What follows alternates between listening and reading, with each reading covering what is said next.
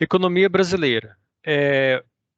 Nós tivemos uma aula semana passada falando aí da história da nossa economia brasileira, falamos do Brasil, da cana-de-açúcar, tá? Estou passando rapidamente o slide aqui nesse aspecto que a gente já viu. Ciclo do ouro, do café, que foi importante, teve importantes observações aqui. Depois nós tivemos aí, depois do café, nós tivemos o processo de industrialização no Brasil, tá? E aí nós encerramos a industrialização, tá? O papel da agricultura nesse processo de industrialização brasileira. E aqui nós vamos ter a economia brasileira, a parte 2, que é os anos 60 e 70, e eu vou dar também aula hoje na parte 3, que é os anos 80 e 90, tá bom?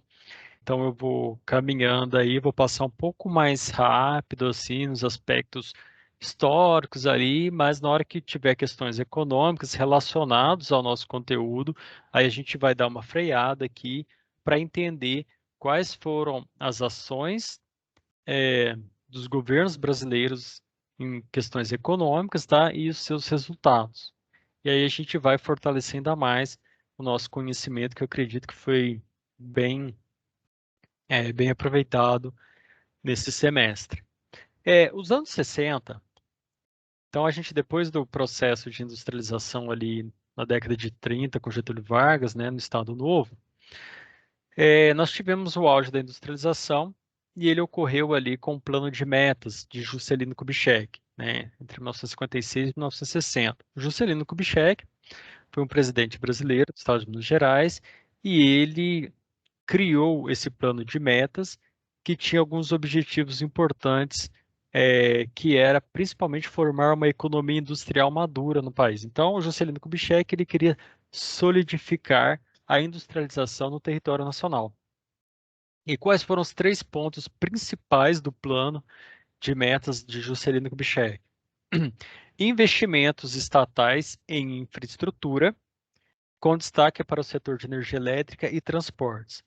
Então, o governo decidiu focar nesses investimentos da infraestrutura nacional, né? Tanto que foi no governo de Juscelino Kubitschek, por exemplo, que ele criou ali a cidade de Brasília, houve um crescimento acentuado nas rodovias e tudo mais, né? Uma ênfase no transporte rodoviário, porém, ficou aí de fora o transporte ferroviário, acabou perdendo importância.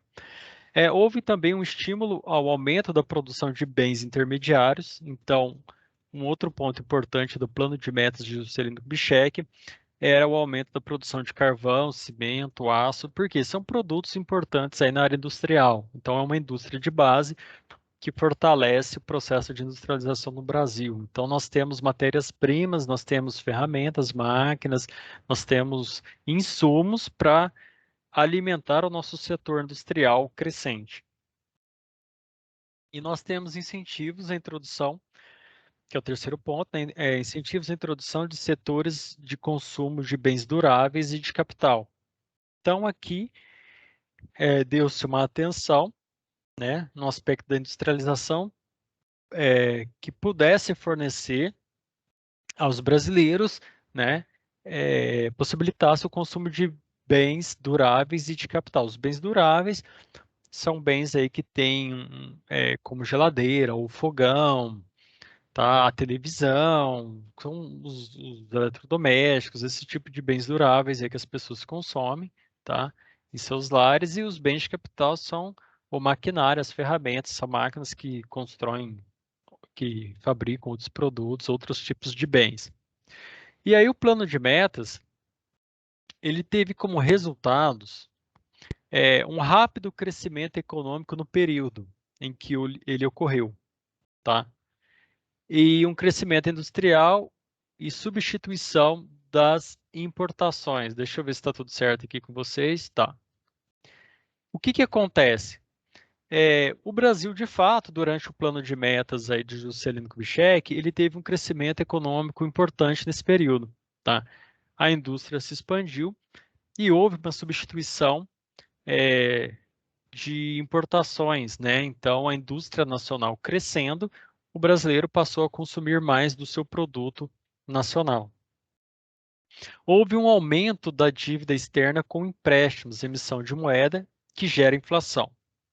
Só que é o seguinte, aonde que o governo arrumou dinheiro para criar e dar continuidade a esse plano de metas? Então, Juscelino Kubitschek, ele fez dívida externa, então ele pegou empréstimos externos, dinheiro de outros países, bancos internacionais, então houve um endividamento brasileiro, né, mais um que entra aí para a conta, e ele também gerou emissão de moeda. Então, o governo não tem dinheiro, o que, que ele faz? Ele começa a emitir moeda para custear as suas obras, as suas ações. Então, evidente que com o empréstimo externo, dinheiro que vem de fora para dentro e mais emissão de moeda, você vai ter uma pressão na inflação. E aí nós vamos estar analisando a crise dos anos 60 no Brasil. Inflação acelerada, que em 1964, de 90%, nós tivemos uma inflação de 90% nesse ano. O que, que isso significa? Isso é muito próximo aí de 100%. Significa que o preço dos produtos dobraram em um ano. Então, se em janeiro um saco de arroz custava R$ 20, em dezembro ele já vai estar próximo ali de R$ 40. Então, é uma inflação significativa, tá? E por que que teve essa inflação acelerada nos anos 60? Porque o Juscelino Kubitschek ligou a impressora de dinheiro e pegou dinheiro externo, né? Então, esse plano de metas que gerou importantes resultados para o Brasil, em contrapartida, gerou o problema de desequilíbrio, né, dentro do país, ou seja, gastou-se muito e agora a gente tem uma inflação acelerada, tá? Porque gastou dinheiro que não tinha, você, além de estar devendo, você jogou muito dinheiro dentro do mercado, e muito dinheiro no mercado significa inflação, tá? Em 64, os parlamentares depõem João Goulart. Então, é interessante essa informação porque foi quando, em mesmo 64, os militares assumiram o poder político no país, tá? Mas a destituição de João Goulart não foi causada pelos militares, foi causada pelos parlamentares. Então você pode digitar aí no YouTube que você vai ver a sessão solene aí de caída, né, de retirada aí do João Goulart. É, É claro que depois que ele caiu, né, não esperava-se aí, acabou que os militares aproveitaram ali daqueles momentos e acabaram aí assumindo o controle do país politicamente. O Castelo Branco, ele lançou o plano de ação econômica do governo, né, foi o primeiro presidente aí da era militar, tá? Conhecido como PAEG, então, Plano de Ação Econômica, e quais eram os objetivos do governo? Recuperar o ritmo de crescimento econômico. Então, esse primeiro presidente aí da ala militar, ele queria recuperar o crescimento econômico, conter a inflação, que já estava significativa, conter o déficit descontrolado do balanço de pagamentos pela política de incentivo às exportações. Então, vamos analisar essa questão econômica. Vamos tentar manter o Brasil se desenvolvendo, crescendo economicamente, tá? Isso é um objetivo. A gente precisa conter a inflação, que a inflação é um problema sério, né? Inflação é a desvalorização da moeda. Então, se você não tiver um ganho salarial igual ou superior à inflação, significa que você está ficando mais pobre com o tempo, tá? Então, a inflação, ela põe em risco aí a vida de muitas pessoas. A inflação, ela é principalmente cruel com os mais pobres, tá? Porque quanto mais pobre a pessoa é, mais ela está sofrendo com a inflação. Então tem que ficar atento a essa questão. Por isso que a inflação ela vai se tornar um tema-chave aí, né, no final aí do governo Juscelino Kubitschek. Daqui para frente, a gente vai estar lidando muito com esse problema aí, que vai estar no foco aí da política econômica brasileira. E aí, conter o déficit descontrolado da balança de pagamentos pela política de incentivo às exportações. Déficit descontrolado é o seguinte, olha, o Juscelino Kubitschek, ele gastou o que ele tinha e o que ele não tinha, né? Aí começou a imprimir dinheiro, aí começou a se endividar externamente, então ele colocou o país em uma situação complicada, tá? Colocou o país numa situação complicada e o déficit descontrolado significa que havia os gastos eram muito superiores à arrecadação, isso que é o déficit, né? Então os gastos eram muito superiores. E aí a ideia era tentar fazer com que o Brasil exportasse mais para o exterior para tentar equilibrar um pouco mais essa balança comercial, né? Então a gente está comprando muito e a gente precisa vender um pouco, tá? Para o PAEG, que é esse Plano de Ação Econômica do governo, a inflação era causada pelo excesso de demanda, que por sua vez era explicado pelo déficit público, expansão de crédito das empresas e aumentos salariais em proporção superior ao do aumento de produtividade. Pessoal, agora também tem informações importantes aqui a respeito desse final desse slide aqui. Por quê? Porque a inflação, ela tem, dependendo aí você tem formas diferentes de enxergar a inflação, tá? E isso perdurou por muitos anos no Brasil. E o que que acontece? Para o governo do Castelo Branco, ele tinha a percepção de que a inflação era causada pelo excesso de demanda.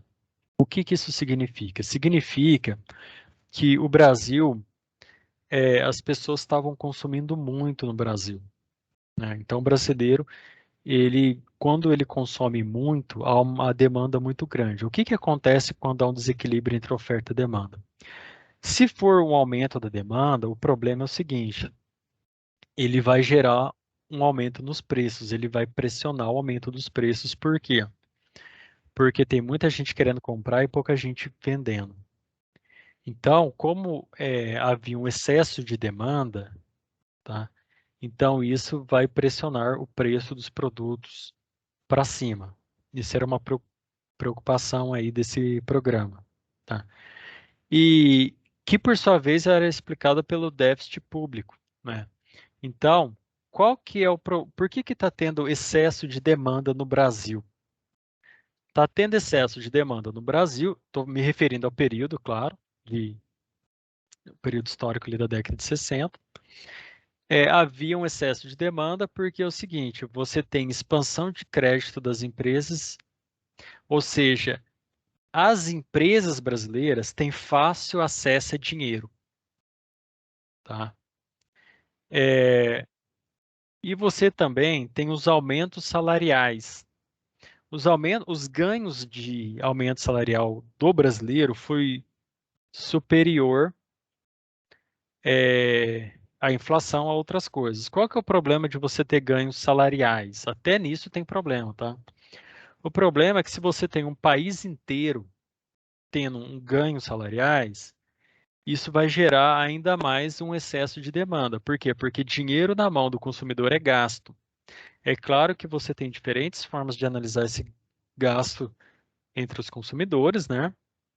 Aqui mesmo no grupo da aula você vai ver que pessoas têm uma tendência mais segura, mais de poupar, de ter ali uma margem de segurança, um planejamento mais cuidadoso. Tem pessoas ali que estão sempre vivendo no limite e que podem correr o risco de gastar mais do que ganha, se endividando. Então você tem diferentes comportamentos. Mas de modo geral, se você tem dinheiro na mão das pessoas, esse dinheiro vai ser traduzido como aumento do consumo, tá? Então, se você tem aumento do consumo, você vai ter problemas aí com a inflação, se a oferta não acompanhar a demanda. Então, aqui a preocupação era o seguinte, olha, está tendo o consumo no Brasil está acelerado, tá? não há oferta suficiente para acompanhar essa demanda toda. Por quê? Porque as pessoas têm um salário, aumentos reais no salário, então elas estão gastando mais porque elas estão ganhando mais. As empresas estão tendo mais acesso aí ao dinheiro. E o problema do déficit público, então, nós temos algumas questões aí que levam a esse excesso de demanda. Desse diagnóstico realizado pelo governo, né, o programa ele era norteado pelas seguintes questões. Contenção dos déficits governamentais. Então, esse programa do governo falava o seguinte, olha, nós precisamos parar de gastar, porque o governo andou gastando demais e se a gente não parar de gastar, não tem condição, entendeu? E esses tipos de situação, elas são visíveis, são questões atuais econômicas. Então, você pode ver no Brasil atual, recente, né, essas questões sempre em pautas, né, discussões de reformas tributárias, reformas administrativas. é, então, foi votada a questão do supersalário, do funcionalismo público, aí vai para o tribunal fala que não pode limitar, aí vira uma briga, né? Essas coisas no Brasil são complicadas.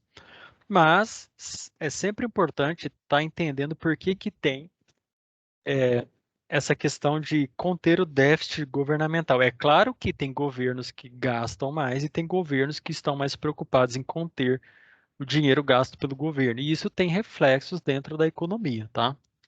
Outra questão importante é que, como havia bastante crédito para as empresas, então o governo criou medidas para arrancar o dinheiro, né? Arrancar não, mas diminuir o acesso ao crédito para as empresas. Então, ele achou formas de diminuir a facilidade das empresas conseguirem dinheiro, né? Diminuindo a quantidade também que eles poderiam pegar.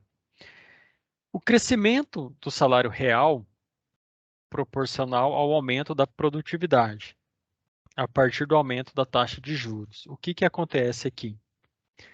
Como o brasileiro teve um ganho real de salário, né, e esse ganho real, ou seja, um ganho superior aos gastos, né, às inflações e tudo mais, ele estava gastando mais e isso gera pressão, isso desequilibra a oferta e demanda. Então, vamos fazer o seguinte: a gente começa a aumentar a taxa de juros no país, porque aí a gente desestimula o consumo. Quando você aumenta a taxa de juros, você está tentando segurar um pouco o consumo, tá? Por quê? Porque taxas de juros altas têm a seguinte questão: as pessoas elas vão tender mais a guardar o dinheiro, porque o dinheiro tem um rendimento maior através da taxa de juros do que sair gastando. Então, se você vai aumentando a taxa de juros, você vai é, tentando estimular as pessoas a gastar menos no consumo e a poupar mais, tá? É claro que a questão da taxa de juros também, ela tem outras interferências. Por exemplo, uma taxa de juros alta complica para o setor produtivo porque fica mais caro a produzir, fica mais caro você pegar dinheiro emprestado, fica mais caro você produzir se você depender de capital de terceiros. Então, tem umas observações aí importantes. Em 1964, então, nós temos a seguinte situação. A inflação era de 90% ao ano, atribuída ao aumento das tarifas de serviços públicos e à liberalização dos aluguéis congelados. Tá? Nós tivemos essa taxa de inflação. Houve um aumento nas tarifas de serviços públicos em todo o país, tá? E também os aluguéis que em determinado período aí foram congelados, eles foram descongelados. O problema de quando você congela o preço, que a gente já discutiu muito isso, né? Principalmente na aula de análise de texto lá da economia argentina, você vê que o Brasil já adotou isso inúmeras vezes. Você tem um preço artificial baixo, tá? Mas esse preço é artificial. E aí você vai chegar no momento que causa desabastecimento porque o valor do produto ele é baixo de modo artificial. E aí os produtores vão começando a perder a lucratividade até que chega um momento que não compensa mais fabricar. E aí, quando você libera o preço congelado, ele sobe, mas ele não sobe pouco, ele sobe muito. Sobe muito. Então, congela o preço do aluguel 2 anos. Ah, tá, vou pagar R$ 1.000. Aí você, quando você libera, ele não vai para 1.100, ele vai para 1.700. Ele dá uma subida assim. Exagerei, eu estou chutando, mas ele sobe significativamente. Então, preços congelados, quando você libera o preço, né, ele tende a ter uma alta significativa. E a produção industrial, nesse ano, cresceu 5%. Em 1965, nós tivemos uma queda na inflação de 90% ao ano para 56% ao ano. Então, teve uma queda aí boa, né, na inflação. Devido a essas medidas, houve uma redução de 26% no salário real. O que que acontece? O governo ele cortou o salário das pessoas em 26%, ou seja, um quarto do salário foi diminuído, né? Então, falou, ó, a partir de agora o decreto é o seguinte: o salário ser diminuído nessa porcentagem. Mas olha só, isso é um problema, não é? As pessoas não ficaram bravas? Ficaram bravas, tá? Mas a situação política no país permitia essa situação, né? Por que que permitia? Porque você estava num período ali de estresse, entendeu? Então, estava um governo militar no governo e eles tomam, se for necessário, eles tomam medidas mais utilizando a força, mais drásticas mesmo. Então, ó, cortou o salário, isso aqui é bem para o país, as pessoas não gostaram, evidentemente, mas não tinha-se muito o que fazer ali porque a situação era mais bruta, tá? E em 1966, com salários mais baixos, a inflação ela volta a cair. Caiu de 56% a inflação para 38%, ou seja, a inflação continuou caindo, o que é positivo. E uma das causas dessa queda da inflação é justamente, né, uma das explicações é essa redução no salário, ou seja, você diminuiu a renda das pessoas e com isso, diminuindo a renda, você freia o consumo. Se você freia o consumo, né, então você para de fazer pressão no aumento de preços. Aí a oferta consegue equilibrar com a demanda. O governo reduz o déficit do Tesouro para quase um quarto de 1963 através do corte de despesas e elevação dos impostos. Então, o governo aqui ele reduziu o déficit do Tesouro Nacional de forma significativa, né? O governo estava gastando muito, então eles começaram a parar de gastar, tá? E resolveram fazer um aumento também nos impostos. É claro que você vai colocar mais dinheiro em caixa. Em 1967, você muda o governo, né? Houve o abandono de vencer totalmente a inflação. Em 67, o pessoal que estava focado só na inflação resolveu deixar a inflação um pouquinho de lado, tá? E houve uma expansão de moeda e de crédito, tá? A produção industrial em 67, ela cresceu 15% e a inflação sofre mais uma pequena queda ainda acima, permanecendo um pouquinho acima de 20%. Então a inflação continuou caindo, tá? Só que aqui a gente já começa a observar alguns detalhes importantes. O foco do governo, que era até então inflação, já deixaram a inflação um pouquinho de lado, começar a expandir a oferta de crédito e moeda, ou seja, isso a gente sabe que vai tender a aumentar a inflação, só que a inflação ela continuou caindo por causa das medidas anteriores, tá? Então ainda continuou colhendo os frutos de ações passadas. A produção industrial teve um crescimento significativo, 15%. Então, tem que observar aqui que o plano do governo de contenção de déficit, eu voltei aqui no slide, tá? Contenção do déficit governamental, diminuição de crédito da empresa e um controle aí salarial da população permitiu que a inflação continuasse caindo, tá?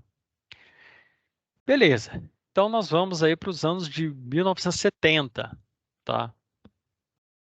Todo mundo tá aí, beleza? Alt Tab, vamos lá.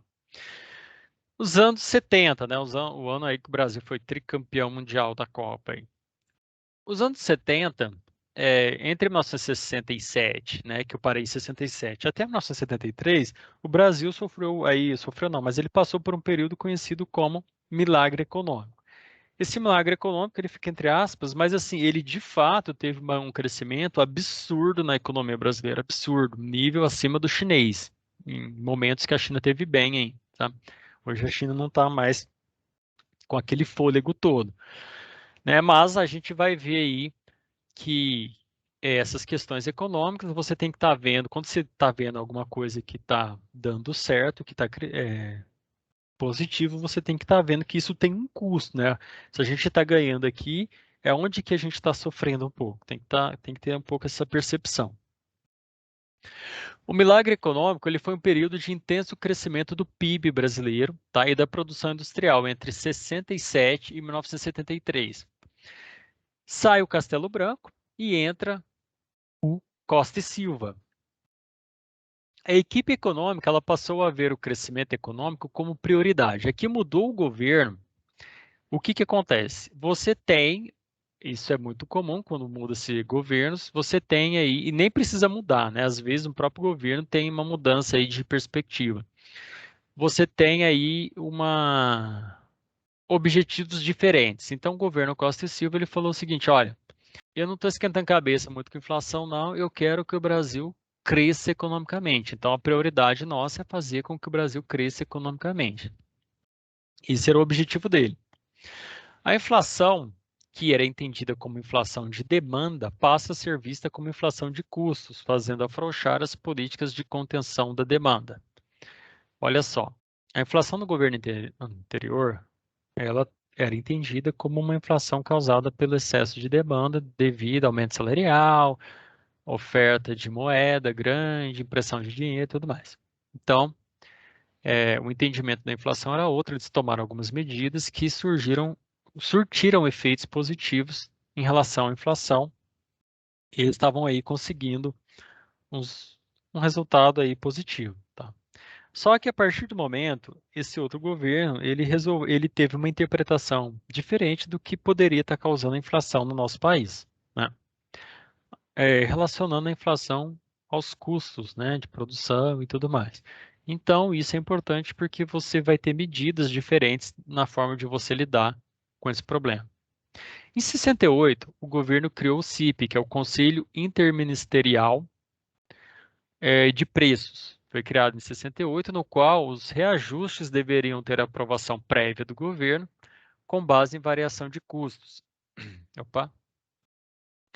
O que que acontece aqui? O governo criou esse conselho e ele passou a ter um controle maior sobre os preços dentro da economia brasileira. Então, quando ia ter alta de produtos, o governo estava ali acompanhando e tinha que ter aí uma pré-aprovação governamental. Então, você vê um nível de interferência bastante significativo aí dentro da economia. Inicialmente, a capacidade ociosa decorrente dos anos anteriores de estagnação promoveu o crescimento sem significativas pressões inflacionárias, tá? De vez em quando tem uns errinhos aí nos slides de digitação, mas tudo certo. O que que acontece, pessoal? O Brasil, ele estava tendo uma aceleração aí no consumo, tá? Então, por que que não vai ter problema essa aceleração inicial aí em relação à inflação? Por quê? Porque a indústria brasileira, ela não estava trabalhando na sua capacidade máxima. Então, você tinha mão de obra ociosa, maquinário ocioso e tudo mais. Então, quando há um aumento no consumo, tá? Se esse aumento estiver dentro dessa capacidade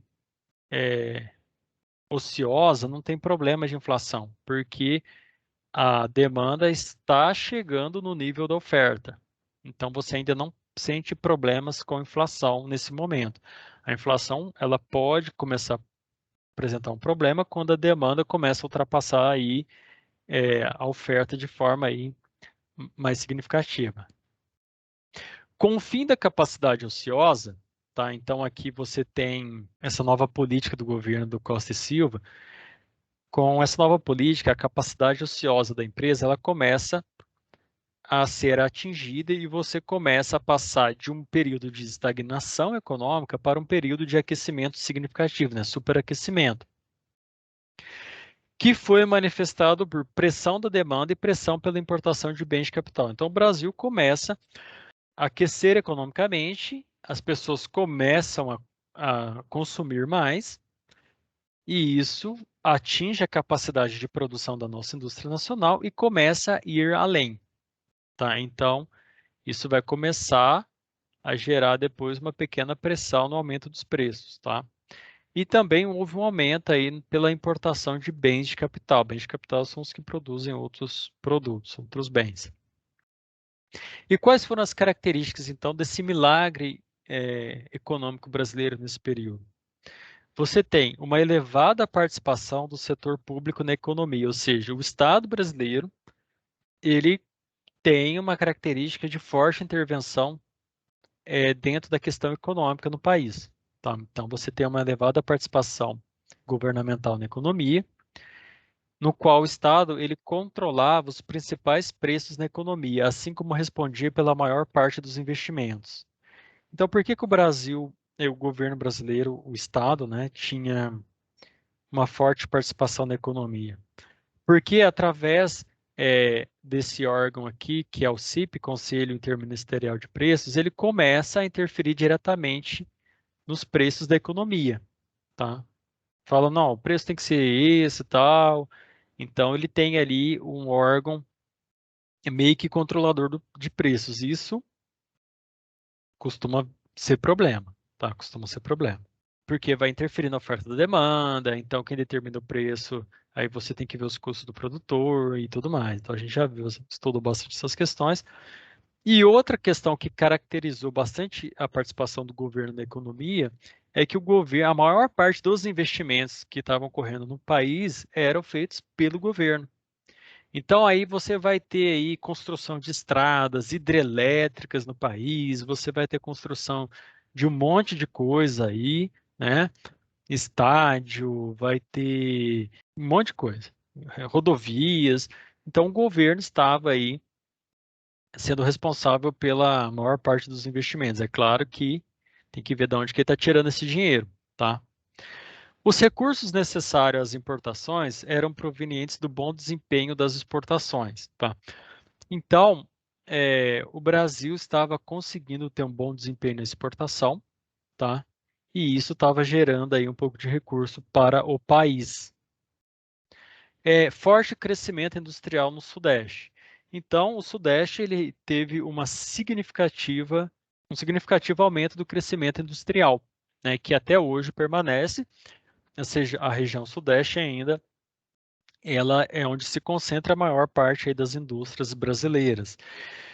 E aí a gente viu que parte da explicação para isso está relacionado ao ciclo do ouro, né, que trouxe a capital de Salvador para o Rio, né? O ciclo do ouro, ele trouxe uma atenção aí econômica mais para baixo aí no Brasil, mais relacionada à região sul-sudeste, e também depois com a questão do café. O café, ele foi de importância econômica muito grande ali para o estado do Rio de Janeiro, Minas Gerais, mas principalmente o estado de São Paulo, onde teve aí o maior desenvolvimento econômico. Outra característica desse milagre econômico é que a maior parte da população assalariada ela sofreu um empobrecimento devido à política de congelamento de salários.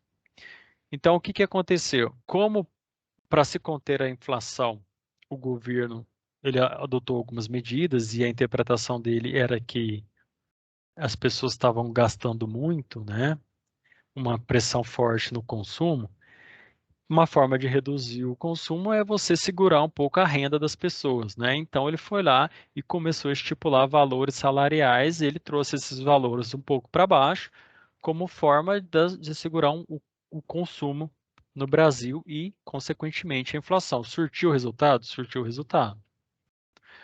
E aí nós tivemos em 1973, deixa eu dar um alt tab para ver se está tudo bem com vocês, tudo certo. Em 1973 nós tivemos um evento importante que foi o choque do petróleo. Tá? Então, os membros da OPEP, que os países lá produtores e exportadores de petróleo, eles, da noite para o dia, quadriplicaram o preço do petróleo. Então, o barril custava uma unidade X e agora passou a custar 4x. Tá? Nessa época, o Brasil importava mais de 80% do petróleo que consumia, ou seja, o Brasil era muito dependente do petróleo. E o país saiu de um pequeno superávit, ou seja, ele estava em 1973 com um pequeno superávit ainda, né, exportando mais do que importando, e em 74 fechou as contas aí no vermelho devido esses gastos grandes aí com a importação do petróleo. Sai Médici, né, que estava nesse período, e entra Ernesto Geisel, né? Ernesto Geisel. O governo ele decide dar continuidade ao crescimento econômico, o que implicaria no declínio das reservas cambiais e no aumento da dívida externa. O governo do Ernesto Geisel ele resolveu, bom, vamos continuar mantendo aí, procurando manter o crescimento econômico brasileiro, tá? A opção foi essa, só que nós vamos ver aí quais foram as ações e as consequências das medidas, tá? Durante o milagre econômico brasileiro, né, o PIB real ele havia crescido a taxas anuais de 11% e a inflação havia atingido seus menores níveis desde 1950. Então, nesse período do milagre econômico, o Brasil crescia aí a taxas anuais de 11%. Isso é o que a China cresce, tem crescido há alguns anos aí, algumas décadas seguidas, que é um crescimento significativo no PIB, tá? E a inflação, ela conseguiu atingir os menores valores desde 1950, também um feito importante. Na administração de Geisel foram instituídas políticas monetárias e fiscais restritivas para manter a demanda sob controle. Então, o governo ele estava ali atento a essa questão da demanda da população. É criado um segundo plano nacional de desenvolvimento, cujos objetivos eram aumentar a autossuficiência do país em setores como de energia e insumos básicos. Então, o governo também achou importante procurar ser mais independente, tornar o Brasil mais independente em termos de energia e insumos básicos, ou seja, a gente tem que produzir as nossas matérias-primas para satisfazer o nosso crescimento industrial, econômico, tá? E ser mais independente também em relação à energia elétrica. E foi nesses períodos aí que o Brasil tomou uma importante decisão, que eu até não coloquei no slide, mas estou me lembrando agora, que está relacionado à questão do álcool, né? Então, o Brasil, ele para diminuir essa dependência também do petróleo internacional, né? Nós tínhamos um consumo muito grande de petróleo.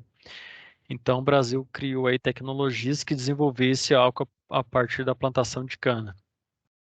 Então, mais uma vez, a cana sendo importante aí na nossa história nacional. Então, nós temos aí o desenvolvimento de combustível de forma aí mais independente, tal, já que o país é bom para produzir isso, então, e conseguiu desenvolver boa tecnologia nessa área, que nós temos uma excelente tecnologia nisso. Então, a gente aí começa a surgir os carros a álcool, você consegue aí ter um pouco mais de independência em relação ao petróleo. O setor industrial brasileiro, ele muda as prioridades industriais, passando do setor de bens de consumo, né, que é aqueles de produção de geladeira, eletrodomésticos, no modo geral, e bens não duráveis para os insumos básicos e bens de capital. Então, o Brasil começou agora a retirar o foco nessa indústria de consumo e de bens não duráveis para uma indústria que desse sustentação ao crescimento econômico e também uma indústria de produção de maquinário, né, que produz outros produtos.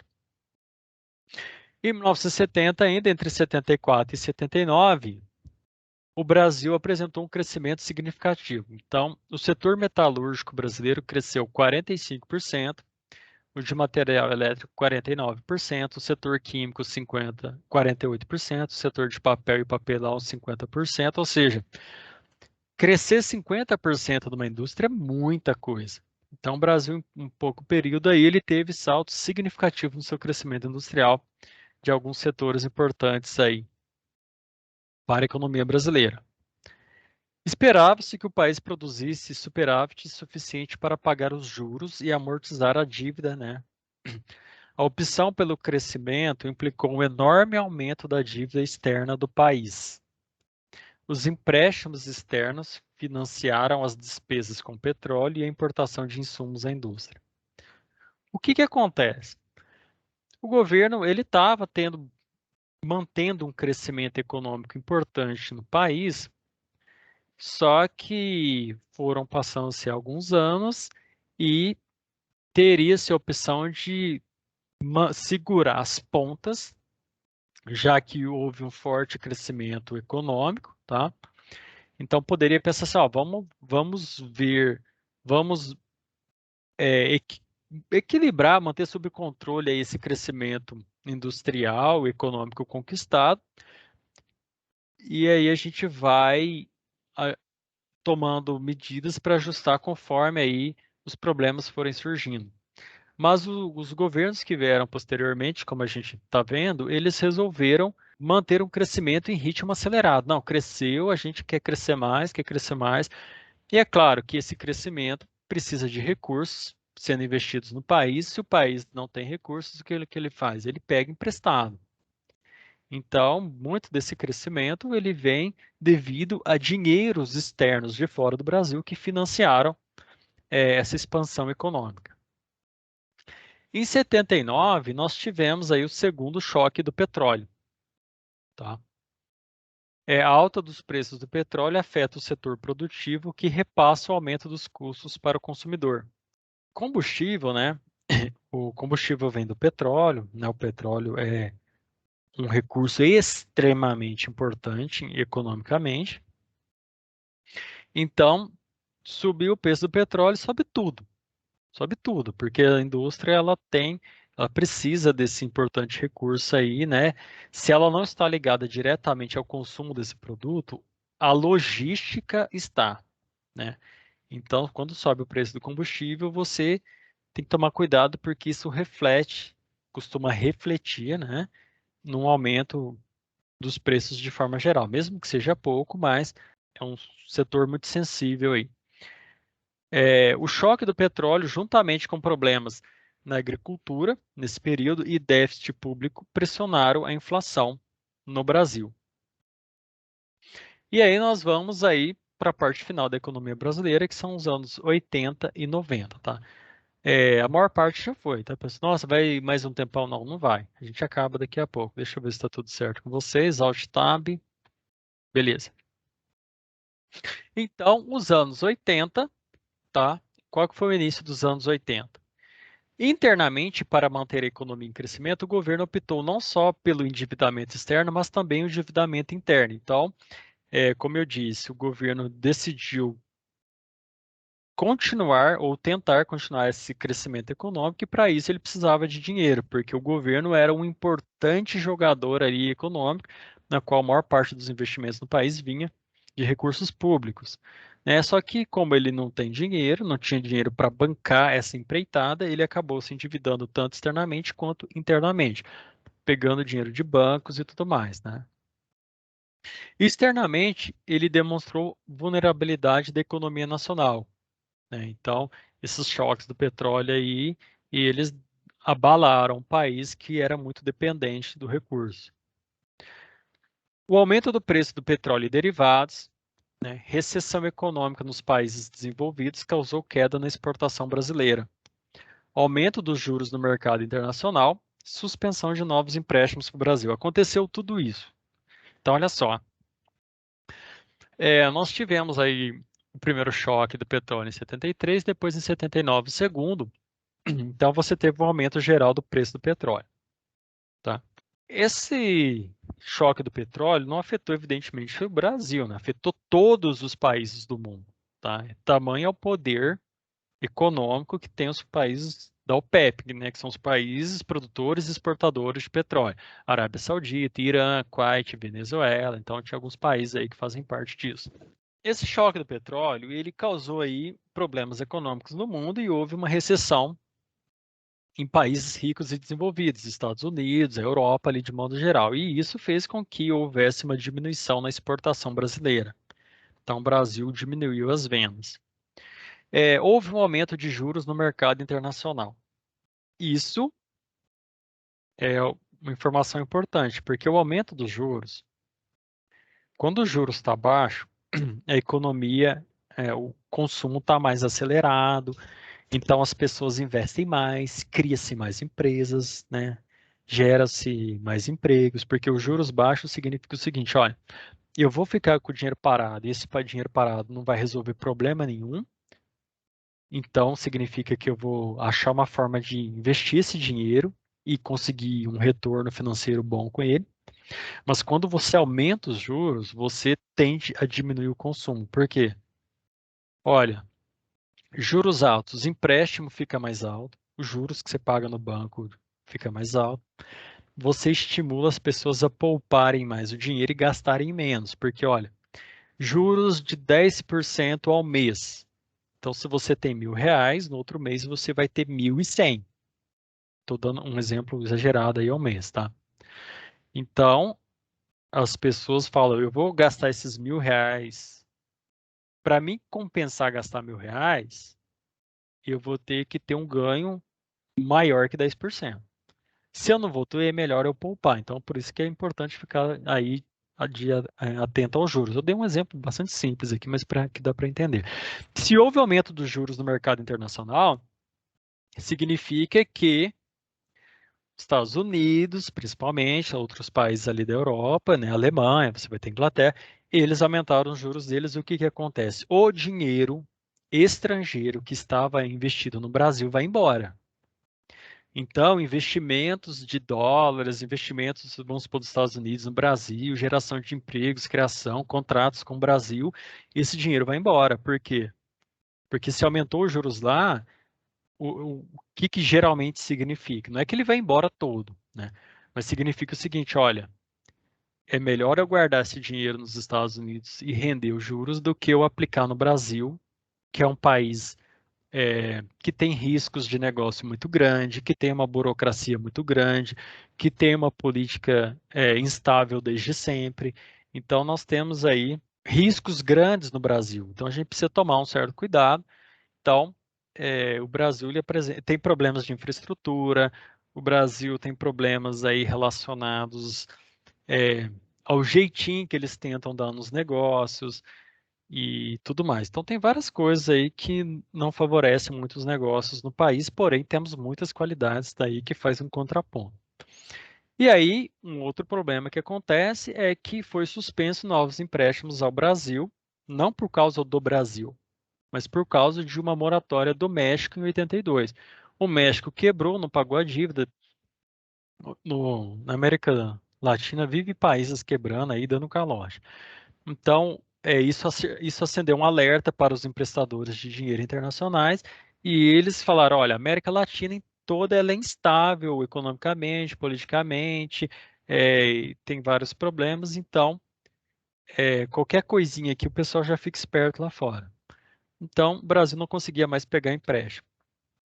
E nos anos 80, continuando, esse slide mostra essas notas, eu conheci todas essas notas, tá? Todas as notas que vocês estão vendo. Essa aqui não, essa aqui é do euro. Essas notas aqui eu lembro quando eu era criança. Não sabia o que que era, mas eu lembro de já ter manuseado, pegado, olhado e tudo mais. Então cruzeiro, cruzado, cruzeiro novo, cruzado não sei o que lá.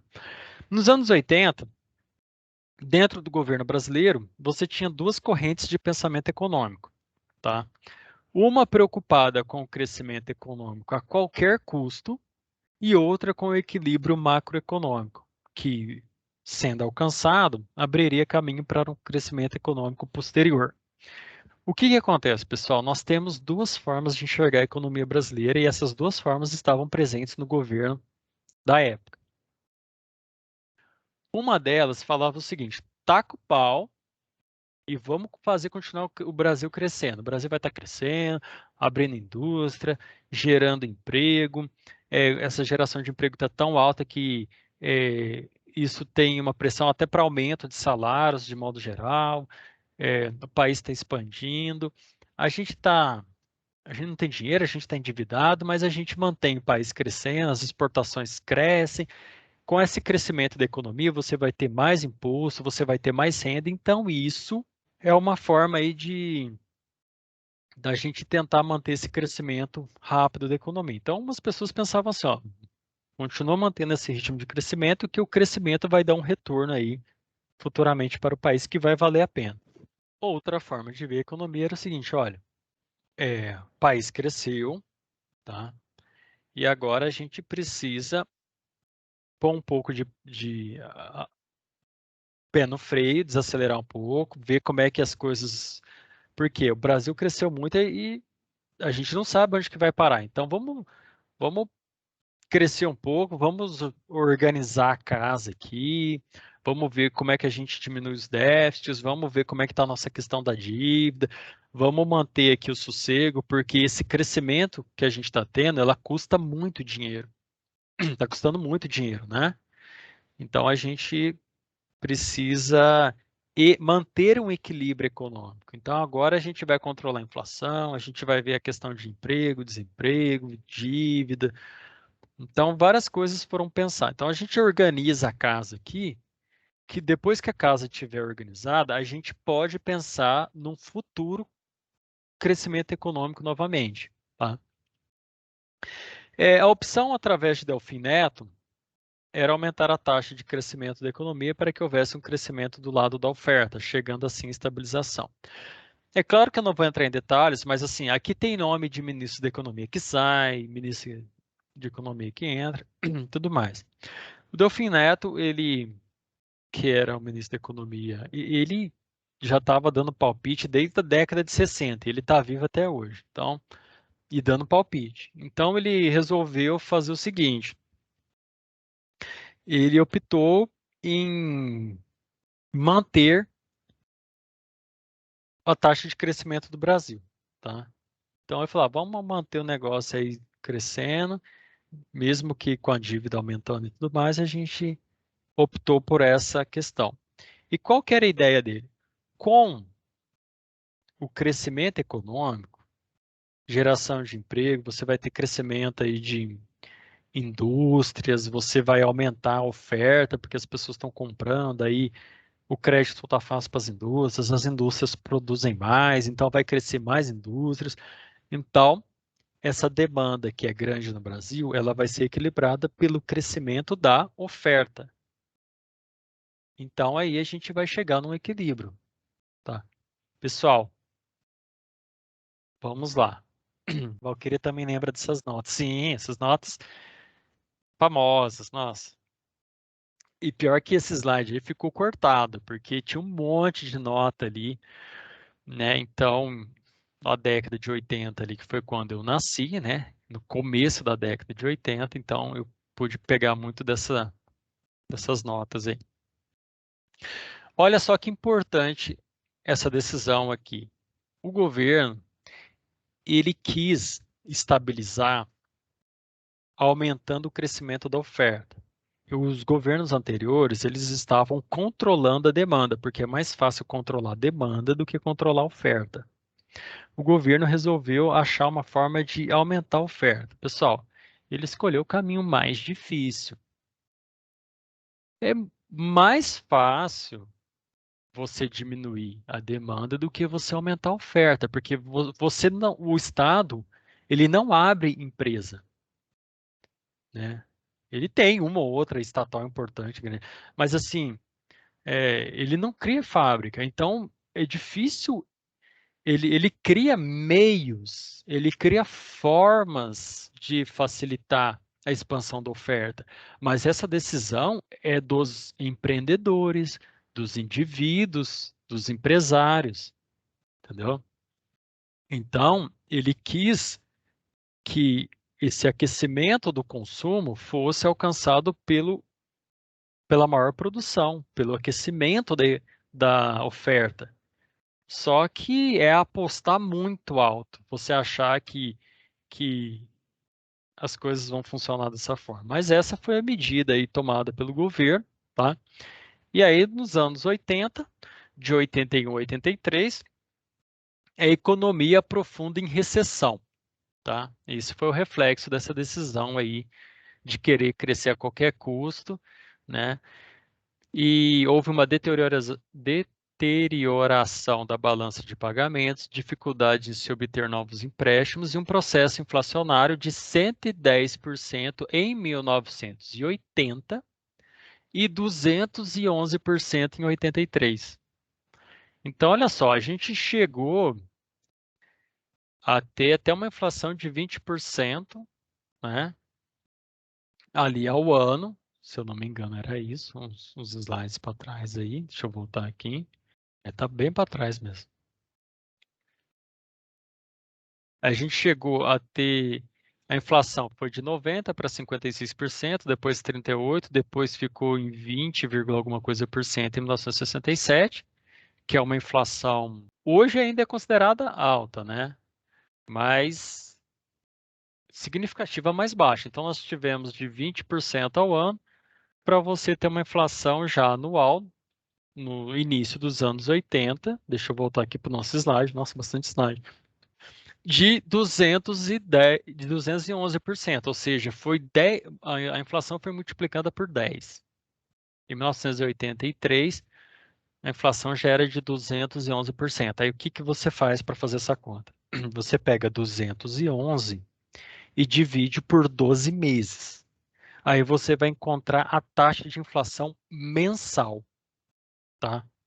Então, o Mastomate, que em janeiro custa R$ 5, no mês de fevereiro ele vai estar custando R$ 5 mais a taxa de inflação do mês, que se for, aqui é quase 20%, eu estou chutando que deve dar uns 17%. Então você tem que adicionar aí R$ 5 mais 17% no valor do produto no próximo mês, tá? Então a inflação é esse drama, tá? Para alguns economistas, a inflação ocorria devido à excessiva expansão monetária de crédito e elevado déficit público. Para outros, a inflação adquire uma certa autonomia, onde a inflação do período passado determina atual, que determina futuro. Então vamos explicar aqui esse entendimento do que passou na cabeça dos economistas. Uns economistas estão falando assim, olha, está tendo inflação, sabe por quê? Porque vocês estão imprimindo dinheiro, vocês estão jogando dinheiro no mercado, porque vocês estão tocando um monte de coisa pública aí. O Estado tem uma participação grande na economia. O Estado não tem tudo isso de dinheiro. Ele não arrecada tudo isso de dinheiro para fazer tanta coisa. Então, precisou ligar a impressora de dinheiro. Outra, precisou pegar dinheiro externo para fazer a obra aqui. Então, a gente vai estar endividando para fazer as coisas. Tá? Déficit público. Então, é natural que vai ter inflação. O dinheiro está correndo solto na economia, entendeu? E para os outros, eles achavam o seguinte: a economia ela tem uma certa vida própria. Essa é a segundo entendimento sobre economia. Ela tem uma certa vida própria. Como que é isso? A inflação, desculpa, a inflação ela tem uma certa vida própria porque ela, depois que ela embalou, ela vai andando sozinha. Não tem muito o que você fazer. Então, o que que explica esse final desse parágrafo? Se você é vendedor de, sei lá, pasta de dente, você está vendendo pasta de dente ali para o supermercado, tá? A pasta de dente custa R$ 10. A inflação está de 30% ao mês. Então você vendeu, a indústria sua está vendendo a R$ 10, o preço que a sua indústria vai vender o mês que vem vai ser 13. Por quê?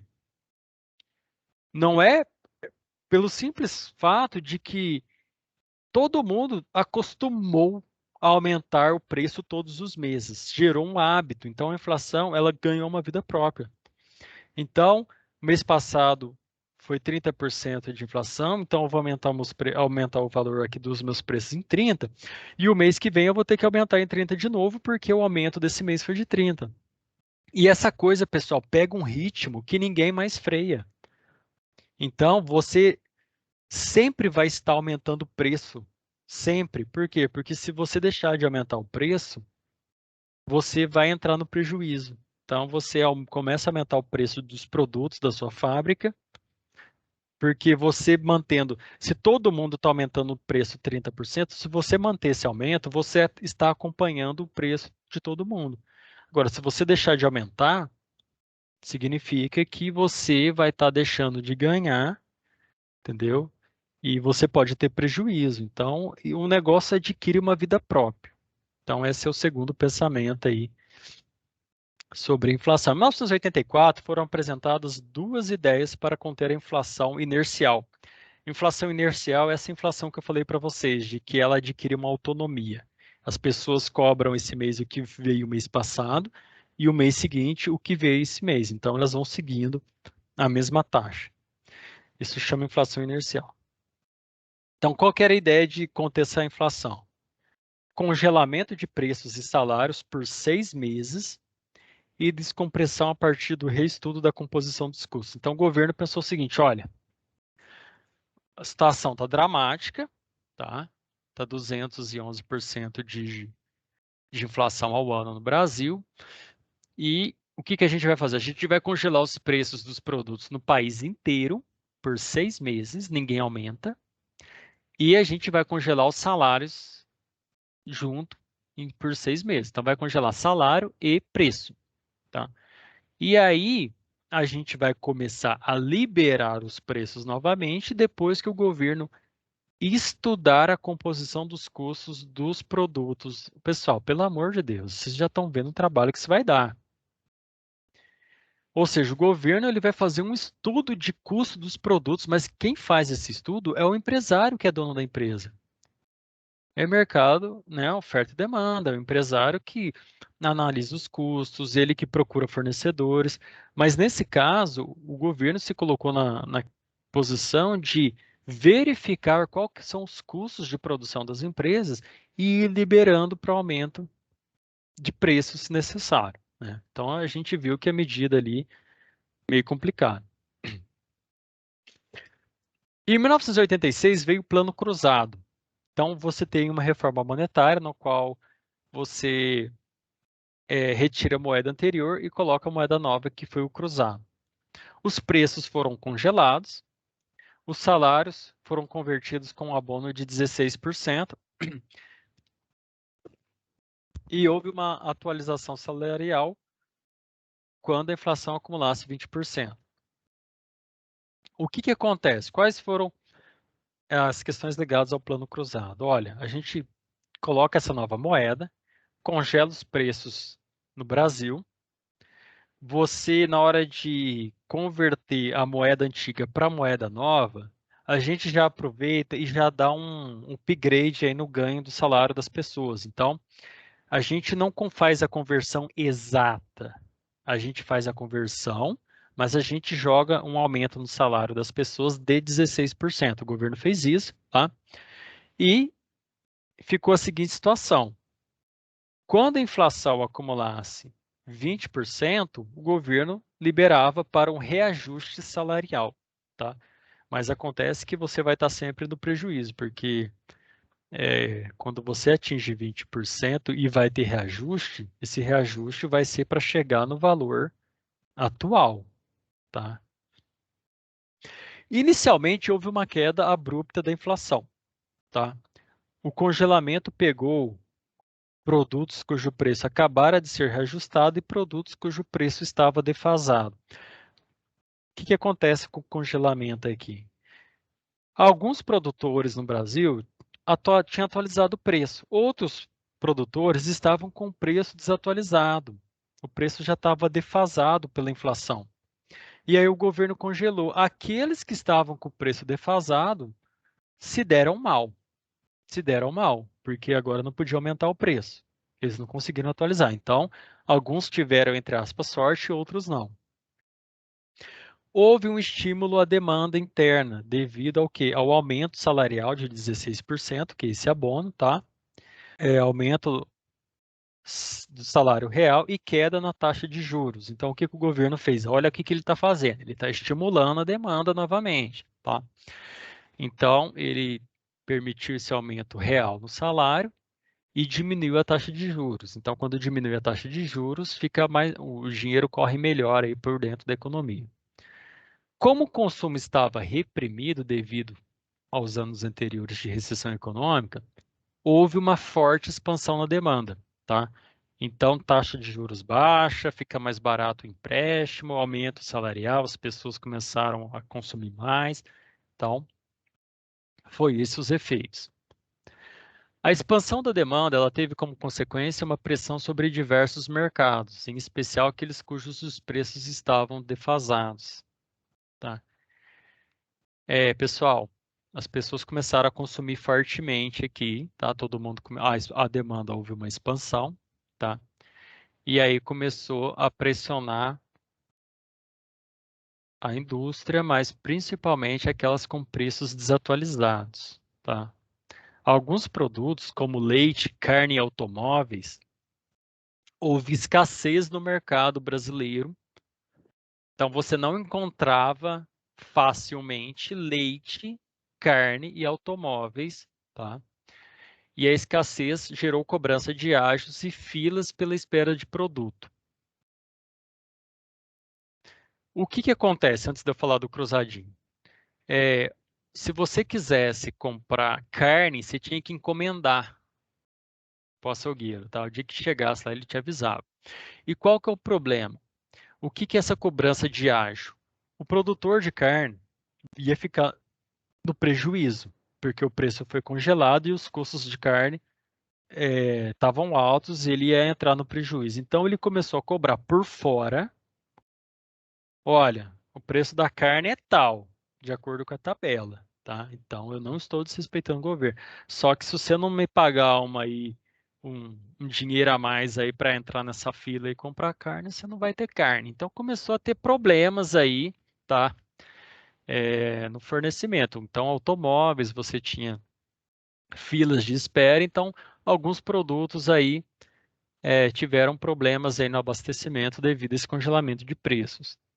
Surge então o cruzadinho. O cruzadinho foi um pacote fiscal que tentava desaquecer o consumo pela imposição de um empréstimo compulsório. O governo tinha acabado de estimular a demanda, ele queria o quê?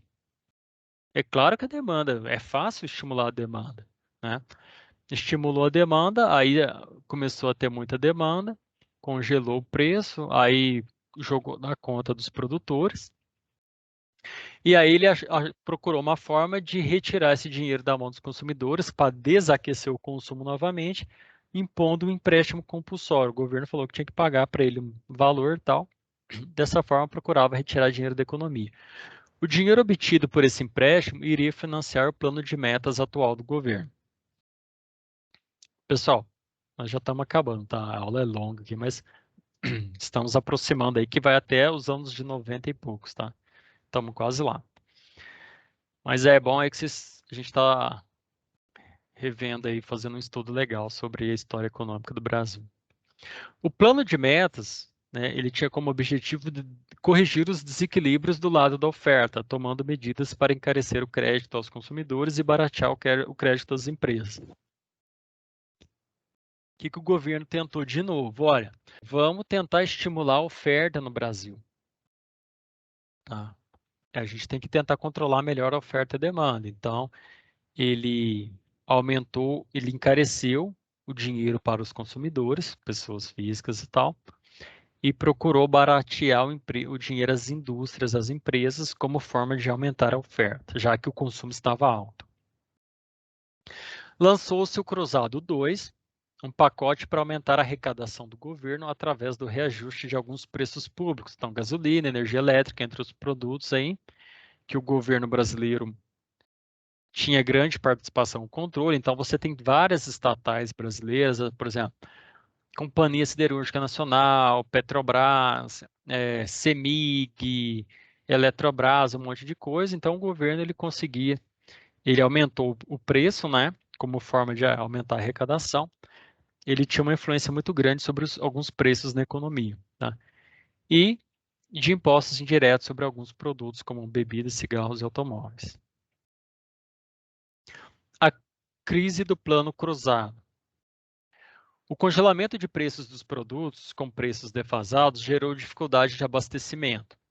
É o que eu falei para vocês. O governo congelou o preço, só que algumas indústrias estavam com lucro muito baixo, precisava atualizar aí devido à questão da inflação. Elas foram pegas de surpresa, ficaram no preju e a empresa no prejuízo não trabalha. Ela para de produzir. Se ela para de produzir, não tem produto no mercado, o que causa desabastecimento, tá? Então você vai no mercado para comprar leite, não vai achar leite para comprar. Isso acontece se tiver desabastecimento nesse setor. Os ganhos salariais geraram uma grande demanda.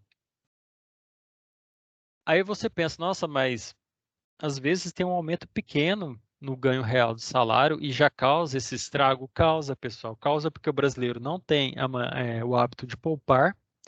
E você pega que são milhões de famílias. O Brasil é um país muito grande, são milhões e milhões e bilhões de famílias. E se você aumenta um pouco o salário desse povo, esse povo compra tudo que vê na frente, né? Então a economia ela tem uma forte demanda. As importações aumentaram devido à necessidade de suprimentos, o Brasil precisou importar mais, devido também à expansão da economia. Por outro lado, as exportações sofreram uma pequena queda aí. Dadas as condições de pressão de demanda, a tarefa de sustentar o congelamento revelava-se difícil.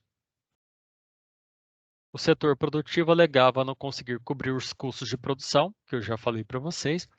Em 6 meses após o plano, havia surgido mercados paralelos para diversos produtos, como carne, leite e remédio. Então, o que aconteceu? Estava tendo uma pressão muito grande devido ao aumento do consumo. E aí, como é que você congela preço?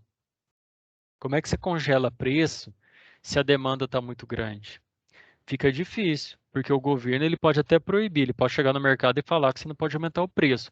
Mas o consumidor que está desesperado para comprar, ele vai pagar por fora o preço normal, o preço tabelado, mais um tanto a mais, porque ele está precisando comprar. Por isso que é difícil, foi difícil você congelar, fazer o congelamento de preços, porque o governo determinava, mas nem produtor, nem consumidor estava querendo seguir, entendeu? Isso é importante saber, viu, pessoal? E o setor produtivo falou que não tinha como cobrir custo de produção devido ao congelamento. 6 meses depois, você tinha mercado paralelo. O que é mercado paralelo? É contrabando. No Brasil surgiu contrabando de leite, né, de carne, de remédio, assim, modo de dizer, mas isso, era isso. Então, o que acontece? O produtor de leite, por exemplo, ele produzia uma quantidade de leite oficial, que ele vendia com um preço tabelado, e ele mantinha uma certa quantidade de leite ali que ele conseguiria vender por um valor maior, porque tinha demanda para isso. Então, é isso que é mercado paralelo, né? Então, começa a ter uma venda de produtos aí por fora, né, com o preço que as pessoas estão querendo pagar e o produtor está conseguindo vender. Isso é importante, tá?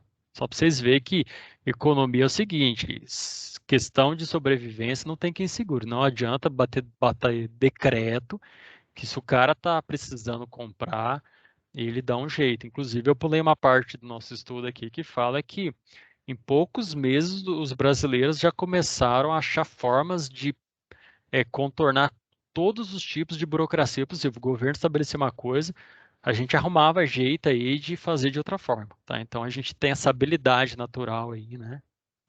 Vamos ver dessa forma. Então começou a ter mercados paralelos aí.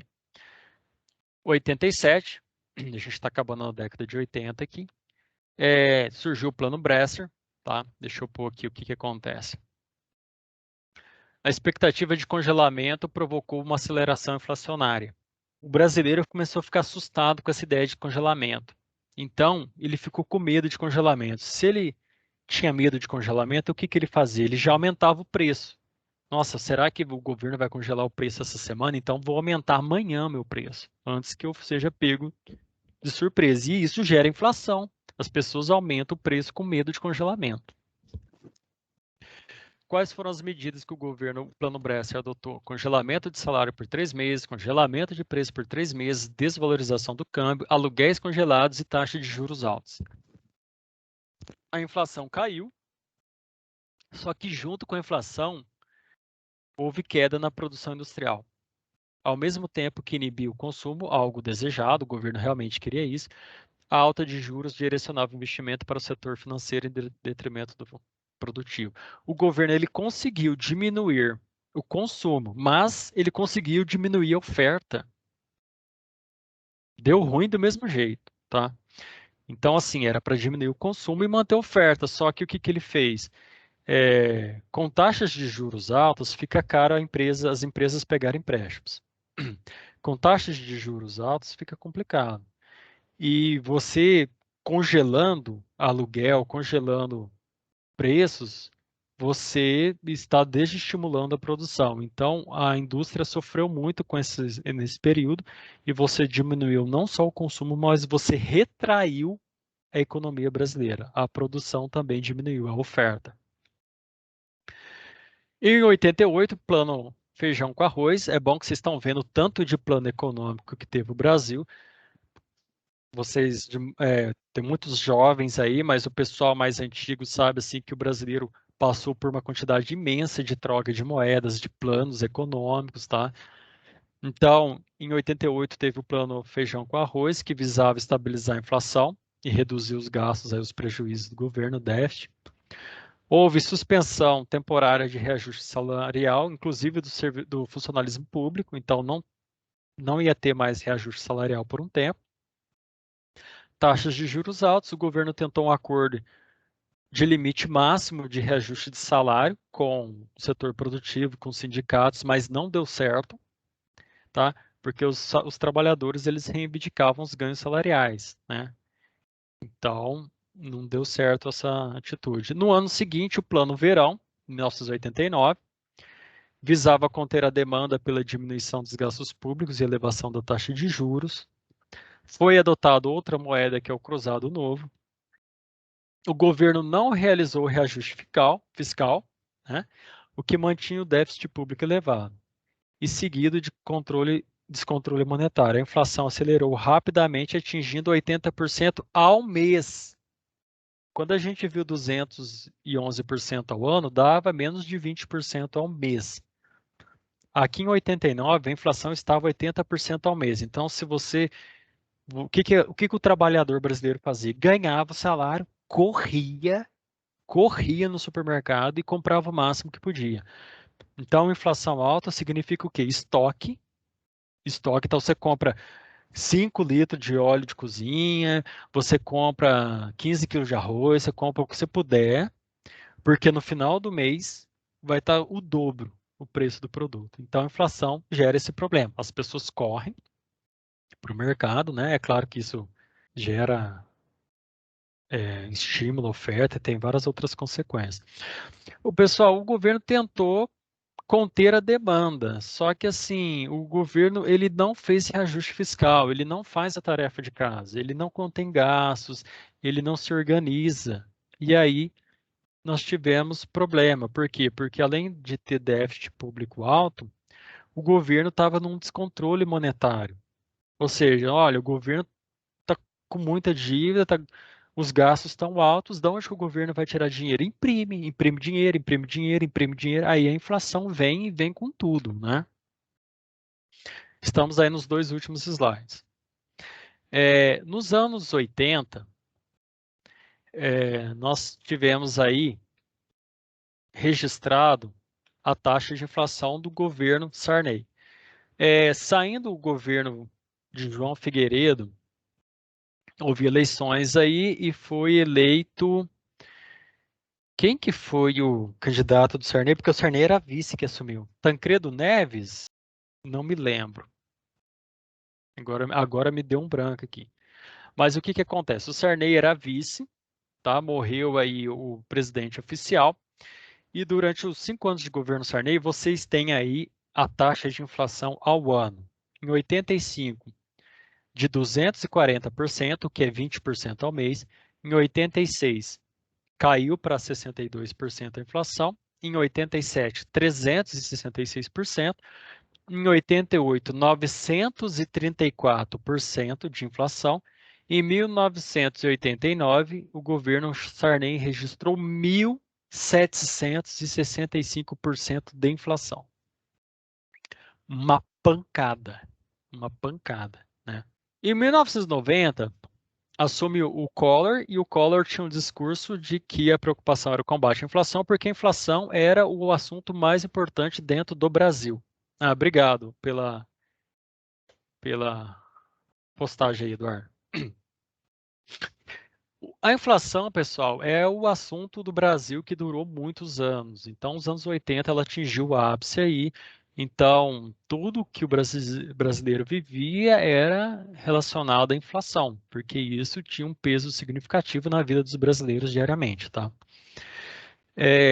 O Collor assumiu aí com esse discurso e os insucessos das políticas de controle de inflação do Sarney, elas eram entendidas por um problema que era o seguinte: olha, no Brasil você consegue uma rápida monetização de aplicação financeira, o que levava a um aumento no consumo de bens, que por sua vez pressionava a inflação.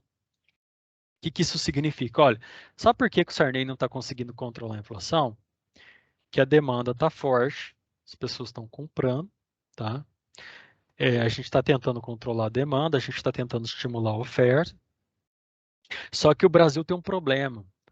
Tem várias aplicações financeiras no Brasil que têm fácil liquidez. Lembra que eu falei de liquidez umas aulas atrás? Isso é a importância de liquidez. No Brasil tem várias aplicações financeiras que você rapidinho transforma isso em dinheiro. Então, nós imaginamos que há uma quantidade de moeda dentro da economia, porque algumas aplicações financeiras não são consideradas moeda corrente, como a gente estudou há umas aulas atrás. O problema é que no Brasil tem várias aplicações que o cara da noite para o dia transforma milhões e milhões aí em moeda. Então você consegue facilmente aumentar a oferta de moeda dentro do mercado. Então o Brasil tem muita moeda circulando, muito dinheiro circulando, e a gente precisa dar um basta nisso para conter a inflação de vez, tá? Diminuir esse consumo aí. E aí o Collor criou o plano Collor, né? O que era o plano Collor? Você vai fazer uma outra reforma monetária, sai o cruzado novo, entra o cruzeiro, os preços são congelados e serão gradualmente liberados para um reajuste, aumento do preço dos serviços públicos, então o governo aumentou o preço dele antes de congelar, né? E 80% de todos os ativos monetários, isso significa contas correntes, depósito em caderneta de poupança e aplicações financeiras superiores a $1.300 na época, tá? $1.300 foram congelados por 18 meses, como forma de evitar pressão no consumo. Então, o que o Collor fez? O Collor, da noite para o dia, meteu o doido lá e resolveu congelar o dinheiro do povo. Agora você ia no banco sacar dinheiro, você não conseguia sacar dinheiro. O máximo que você poderia retirar era valores inferiores a $1.300. Então todo o resto ficou bloqueado, tá? Como forma dele diminuir a circulação de dinheiro na economia, tá? E houve, esses dois últimos aqui são pontos muito importantes. Mudança na política comercial, dando início ao processo de liberalização do comércio externo com redução das tarifas de importação. O Collor, ele focou aqui, essa aula, na verdade, era para ser dividida em mais uma vez, mas não vale a pena. A gente precisa terminar isso e é uma aula que eu acho que vale a pena a gente ficar mais uns minutinhos aí. O Collor, ele tentou estimular a importação de bens. Por quê? Se o brasileiro está consumindo muito e a nossa indústria não está dando conta de produzir tudo que esse povo está comprando, vamos fazer o seguinte: vamos trazer produto de fora para cá, porque o brasileiro compra um pouco de fora, alivia um pouco a produção no Brasil. As empresas do Brasil ficam um pouco mais aliviadas. Então, ele começou a facilitar muito o processo de importação, diminuindo tarifa de importação, liberando aí para que o Brasil tivesse fácil acesso aos produtos internacionais. O plano, esse aqui é o penúltimo slide, tá? O plano visava o confisco da liquidez, cujo impacto imediato foi uma grande desestruturação do sistema produtivo. O PIB do Brasil teve uma queda com o Collor de 8% no segundo semestre de 1990. O que é importante da gente entender? O que o Collor fez? Como o Collor, pessoal, ele segurou o dinheiro, não segurou o dinheiro das pessoas, segurou o dinheiro das empresas. As empresas não tinham capital de giro. As empresas não tinham como produzir, porque o governo barrou o acesso das empresas ao dinheiro nos bancos. Então você imagina um cara aí que tem uma serralheria, precisa comprar material, precisa de capital de giro, porque ele está vendendo, ele está fazendo serviços aí na construção civil, ele precisa de dinheiro para comprar o material, porque ele vende o serviço, e aí ele precisou comprar dinheiro do fornecedor, ele não tinha dinheiro, um capital de giro, e ele não tinha de onde tirar. As indústrias brasileiras ficaram, o comércio brasileiro, as pessoas ficaram sem dinheiro. O dinheiro foi confiscado mesmo, entendeu? E isso causou um impacto, uma pancada no setor industrial brasileiro, no setor produtivo como um todo, né? Desestruturou. Então ele desarranjou, ele causou um caos, uma bagunça ali no setor produtivo brasileiro. E o Brasil só em 6 meses de 1990 caiu 8% do PIB, né? Isso já reflete o tamanho do estrago. A inflação, ela reduziu no mês seguinte ao plano. Então, de 81% de inflação no mês, caiu para 11% em abril. É claro, já não tinha mais dinheiro circulando, cortou de uma vez. Entretanto, o capital de giro das empresas foi bloqueado, provocando uma paralisação imediata em muitas atividades aí. 90 dias após o plano Collor, o Brasil entrava em recessão econômica. O Brasil não aguentou, 90 dias depois ele entrou em uma recessão econômica e o processo de inflação retornou.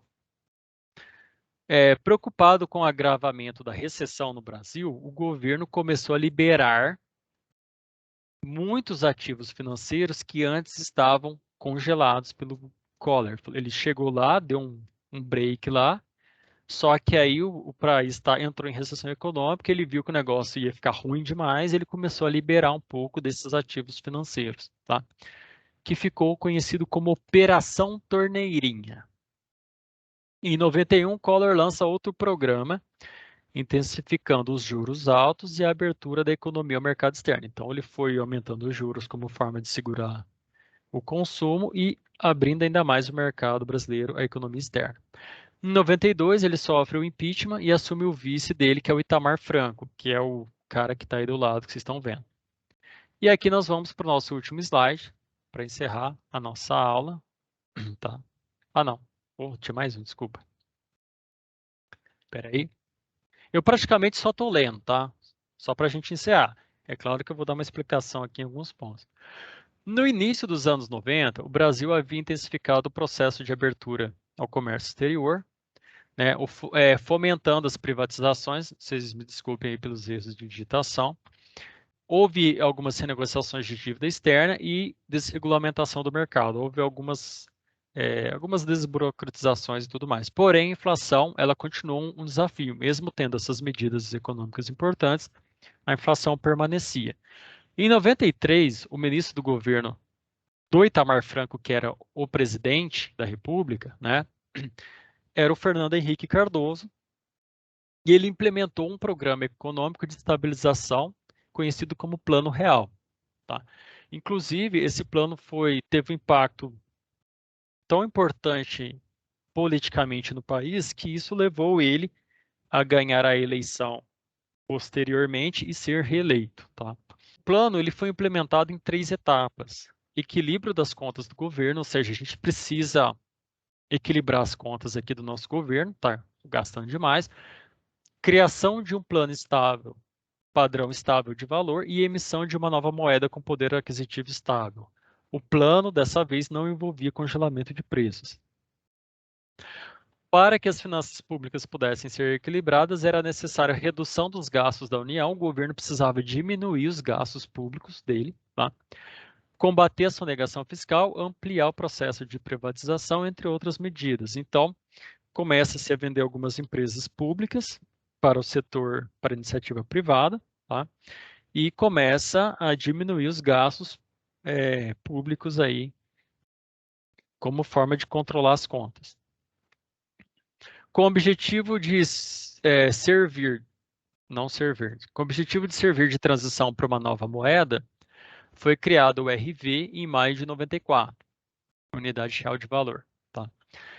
A URV foi utilizada para restaurar a função de unidade de conta da moeda perdida com a inflação. A gente estudou que a moeda tem 3 funções. Uma delas, a questão contábil, que eu falei com vocês. Então, com esse novo plano, agora a moeda ela restaurou o padrão, a utilidade dela, que é a questão de ser algo contábil, né? Então, por que que isso foi perdido? Porque a inflação, quando ela é muita, os números já não querem dizer mais nada, vira uma bagunça. Então, foi importante aí uma forma de resgatar essa função da moeda que havia sido perdida com a inflação. O RV também veio com esse objetivo. O Banco Central emitia todos os dias o valor da moeda no Brasil, tá? E essa servia de base para o comércio determinar seus preços, contratos e salários. Então, o que que aconteceu aqui? Olha, gente, o negócio estava uma bagunça. Vamos fazer o seguinte: todos os dias o Banco Central vai falar quanto que está valendo a moeda brasileira, e a partir de agora o comércio vai usar esse valor como base para estipular preços, salários e tudo mais, tá? A inflação abaixou de 47% no mês de junho para 1,5% em setembro. Aí sim, tá? Aí ficou, aí eles conseguiram aí ter um controle inflacionário, né, significativo.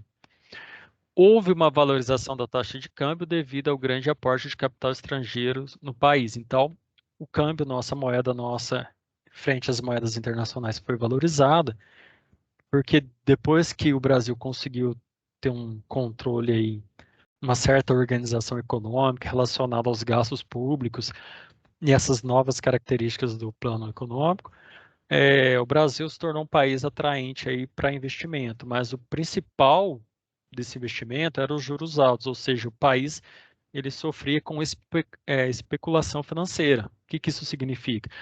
Eu pego 100 milhões de dólares dos Estados Unidos, eu sou um rico, tenho 100 milhões, jogo no Brasil, fico ganhando com os juros. Tá? Não é um dinheiro que veio necessariamente para gerar emprego, renda, construção, produção de fato, ele é um dinheiro que vem e fica rendendo juros, tá? E qualquer coisinha esse dinheiro vai embora sem grandes dificuldades. A queda na inflação resultou no aumento de renda de grupos de baixa renda. Então, quando você consegue controlar a inflação, as pessoas, como eu já falei, que mais sofrem com o problema da inflação são quanto mais pobre, mais sofre com a inflação, tá?